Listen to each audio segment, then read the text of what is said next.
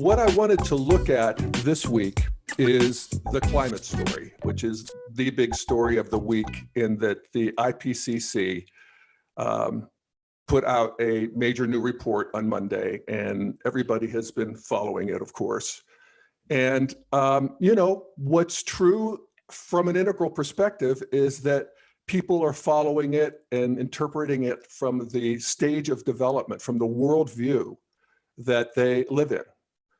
And one of the theses of this podcast is that the New York Times is operating from a green, progressive point of view.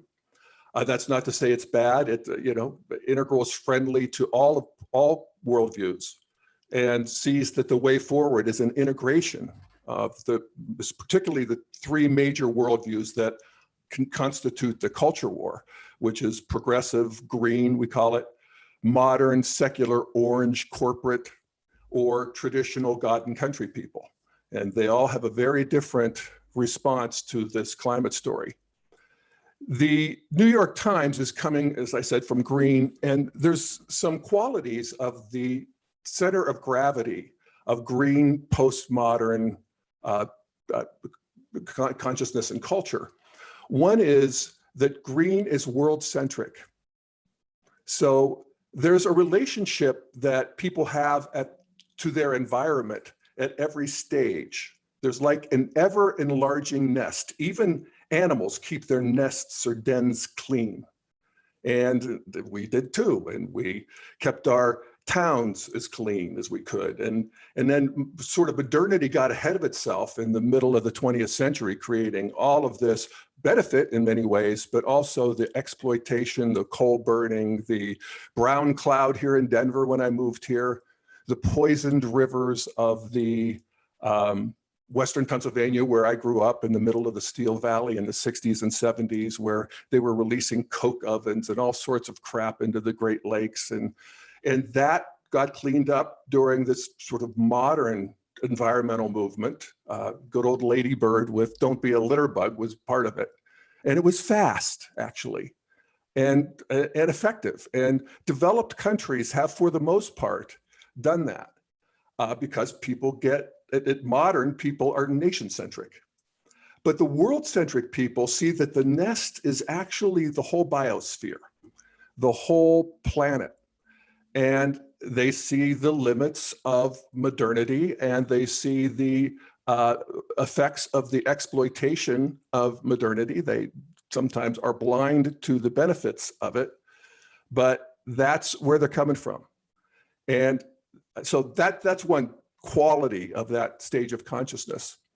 A second is that it has an increased sensitivity to the victims of modernity and the earlier stages, actually, and very much so in the case of this climate story, where, this is one of the paragraphs from the lead story on the IPCC report. Leaders of vulnerable countries, as well as activists, said Monday's blistering United Nations report must galvanize global action, but major emitters are dragging their heels. The report prompted outrage among some of the world's most vulnerable countries, whose leaders demanded that rich, industrialized powers immediately reduce their planet-warming pollution, compensate poor countries for the damage caused, and helped fund their preparations for a perilous future. And that is what green sees. That was not seen by modernity. We did not in the 60s or 70s have a particular sensitivity. Some people did, emerging green, but the masses had no sensitivity to the costs to the environment or to other countries, which were often the harms were exported. And then there's a sort of an antipathy to modernity in general at green postmodern. Every stage sort of gets so sick of the previous one and sees, all of the flaws of the previous one, that's part of the, procreant urge forward. So this generalized critique of modernity, that it's soulless, that it's materialist, that it's exploitative, that it has sacrificed 50% of the natural world in pursuit of its commercial aims and the thrall of evil corporations. That sort of story really resonates with the readers of the New York Times. So we have headlines like, "Climate change is a hammer hitting us on the head," developing nations say. "Is this the end of summer as we know it? Human behavior has plunged the earth into an everlasting summer." And then endless stories on the floods in Greece and Europe, the wildfires in California. This is the narrative of the green postmodern worldview. Keep in mind, this is not a critique of that. I think that, one of the things at Integral is we want to see what's true and what's fundamentalist about every worldview, and take the goodies and run, as Ram Dass used to say, take the teachings and run. So that's the postmodern view of the climate crisis, as they put it. And now it is critiqued by the modernists over at the Wall Street Journal, for instance. And the modernists, or the orange meme, they're actually allergic to religion. They got rid of religion from the traditionalists. Most of them became secular in some ways, at least in their hearts. And they're also allergic to the religion of green. And so they critique it as, in fact, here's a story in the New York Times called 5 Takeaways from the IPCC. 1, this is the 5 takeaways. Human influence has unequivocally warmed the planet. 2, climate science is getting better and more precise.